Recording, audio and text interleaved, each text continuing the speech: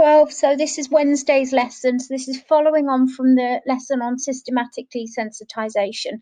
And if you're using the PowerPoint or you've got it in front of you while this video is playing, it's from slide 12 onwards that you need to be thinking about and looking at for Wednesday's lesson. Okay, so we'll start with our retrieval, and it's a knowledge organizer link 1. So you can see you've got your knowledge organizer for the phobias, and the yellow boxes have been blanked out.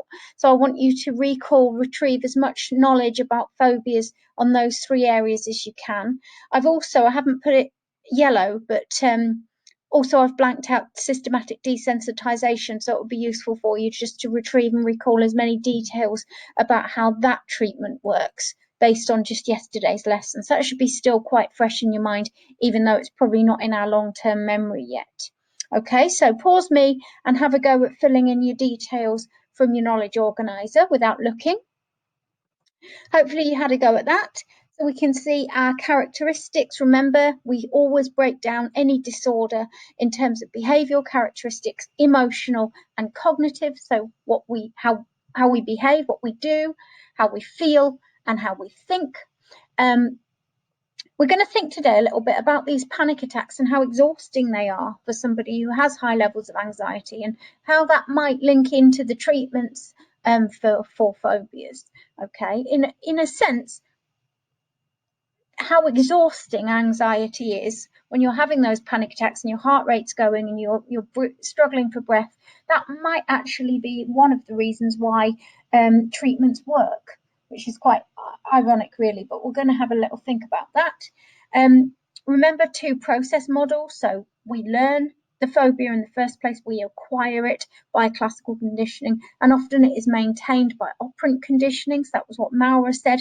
And then, of course, this really classic important case study of little Albert, where we are saying that the unconditioned stimulus was of that loud noise. So that was the thing that he was just naturally fearful of, because we know we have 2 innate fears, one of loud noises and one of falling. We're born with those. Any other phobias or fears we must have learned.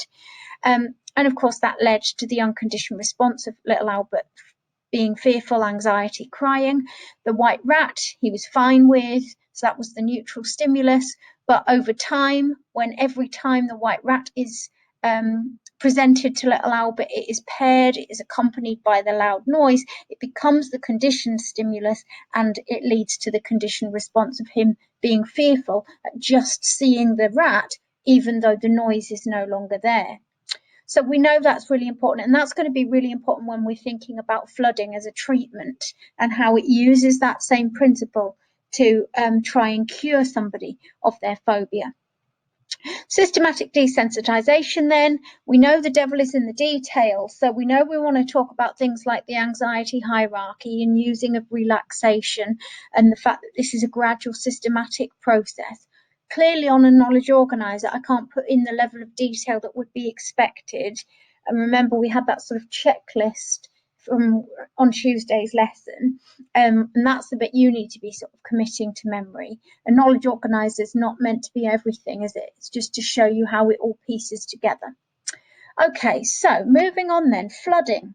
So this is still very much a behavioural treatment. Systematic desensitization is one of the behavioural treatments. Flooding is the other.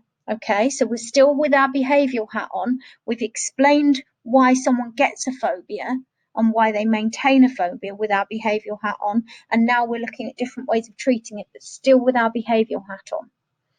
And actually, the truth of the matter is, if you went to the doctor or a therapist with a phobia, you're probably only going to go and seek help if it's really starting to affect your life, aren't you? If it's stopping you from adequately functioning, it's meaning you can't go to social events or go to work, or that's when you're likely to seek help. Many people will just live with a phobia because it doesn't really affect them.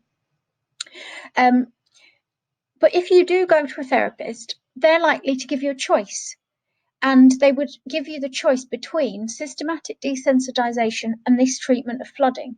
Now, in order for you to make that choice, you'd need to be fully informed. So they'd have to tell you about both of them, and you would have to consent. Whichever one you chose, you would be fully consenting. So in that sense, both the treatments are ethical because you know about them. They have got a success rate for many patients.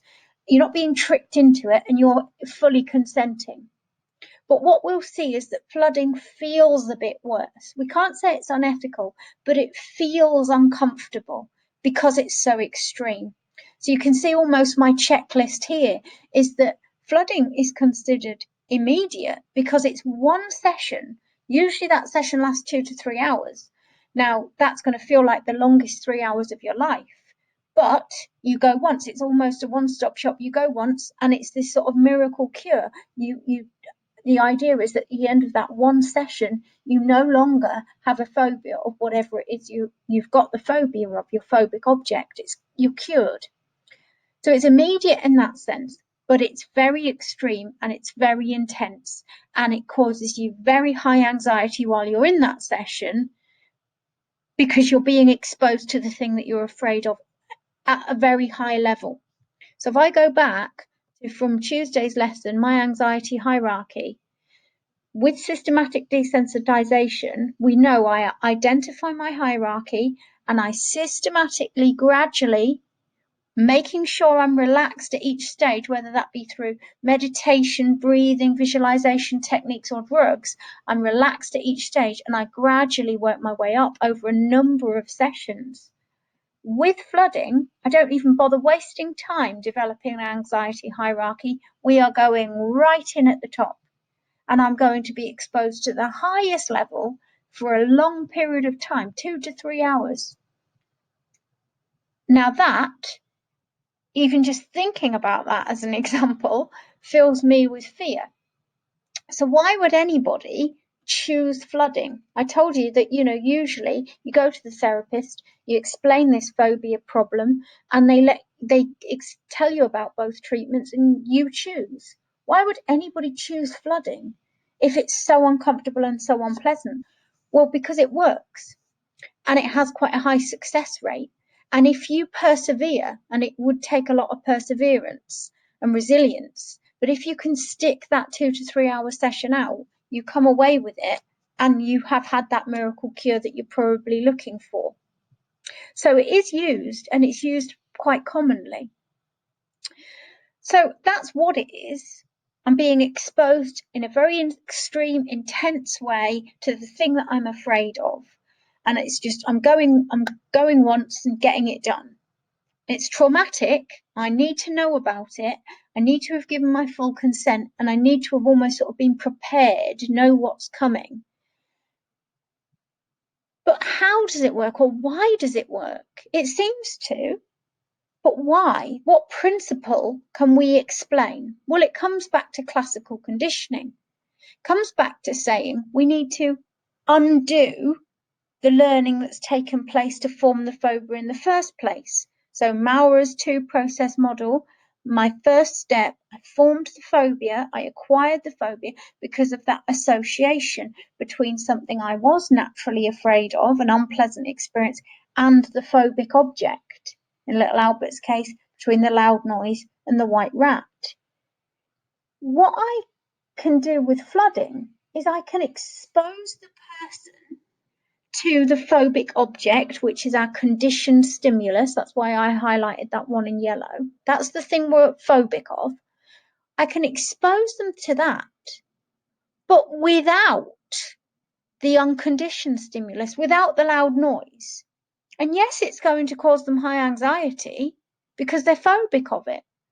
But if I do it in extreme measures for a period of time, and they come away from that and they've survived, nobody's died. Yes, you felt real anxiety, but your body almost had to concede to just giving in, and you survived the experience, you've come away. You no longer have your conditioned response. You're cured. You no longer have your phobia. I can put a white rat in front of you in the case of little Albert, and you will not feel the fear and upset that you did at the beginning of the session. Because I've chopped that association. You made an association between the unconditioned stimulus and the neutral stimulus, and it became your conditioned stimulus. I've chopped that association. I've broken it apart. So you no longer have it. You no longer have your phobia. The fact that during the process, of flooding, you will be so anxious, is partly why we think it works. You tire yourself out. If we go back to our behavioural characteristics, a panic attack is exhausting. Having a panic attack, feeling that level of anxiety is exhausting. And we think basically when we expose somebody to flooding, what they do is they just concede to relaxation. They just give in. They tire themselves out. At first they're going to be panicking, breathing, fast breathing, heart rate, and then they just sort of, something just happens that means they just give in and just go, oh, okay. And if it's over a long enough period of time, 2 to 3 hours, it means at the end of it, that association has been broken and you no longer have that conditioned response and you are cured. You're over your phobia. Okay, that's flooding. That's really all you need to know. There's an important term that we use for this process, extinction, and it's the extinguishing of the association. So the association that you once made, which meant you had the phobia, you have extinguished. We call it extinction. So that's important. And the detail again, the fast process, the preparation that's needed, the 2 to 3 hour sessions, all of this little checklist is what you need to remember. But that's it in terms of flooding. So what I'm going to do, and I'm going to be really clear here that I'm shifting back. It's important that I don't just ask you to apply the knowledge you've only just heard to an exam question. I've got to get you to pull it out of your longer term memory. So, but still sticking with treatments, I'm going to ask you to, I'll come back to that video clip. I'm going to ask you to have a go at this exam question.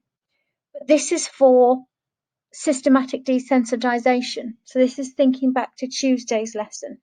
It's only 4 marks. Explain how a hierarchy and relaxation might be used in the treatment of someone who has a phobia of wasps. Now, the challenge is I want you to do that without having the checklist in front of you. Okay, so really it's just a little retrieval task, but in the context of an exam question. Without your checklist, what detail are you going to remember to put in there? It's got to be applicable to wasps. All right, so that's a task to have a go at. Take a photo, email it through to me. All right, so that I can just see how you're getting on.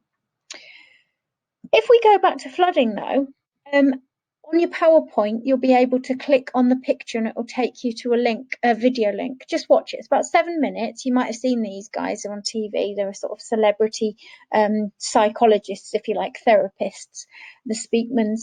And they are working with some people who have a fear of heights. So it's just worth watching the clip because it talks a little bit about where their fear might have come from, their phobia might have come from, and it just gives you a bit of an idea about flooding and how flooding is used in reality. Because what those people are about to do live on this morning is flooding, essentially. They've got a fear of heights and they're going to go up on the London Eye.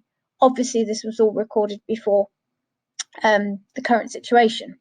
So have a watch of that video clip.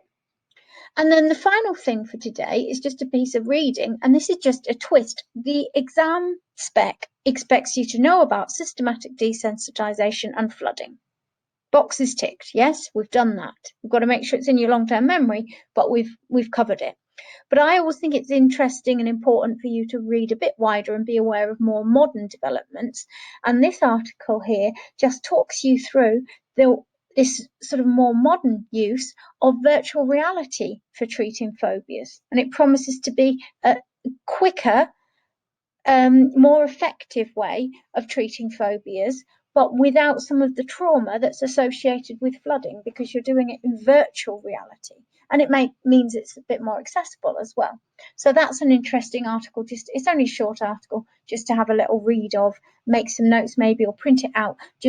That's the sort of thing that helps you get to the top mark band, to just show that added layer, especially with longer questions, with 16-mark essay type questions. Okay, so you've got that question to have a go at, which links more further back to Tuesday's lesson on systematic desensitization. And the other thing I would suggest that you do, if you haven't done so this week yet, is just to create yourself a couple of extra flashcards on systematic desensitization, remembering that checklist, and the same for flooding. All right. What we haven't done yet is evaluated and that will be Friday's lesson. Okay, Year 12, take care. Bye.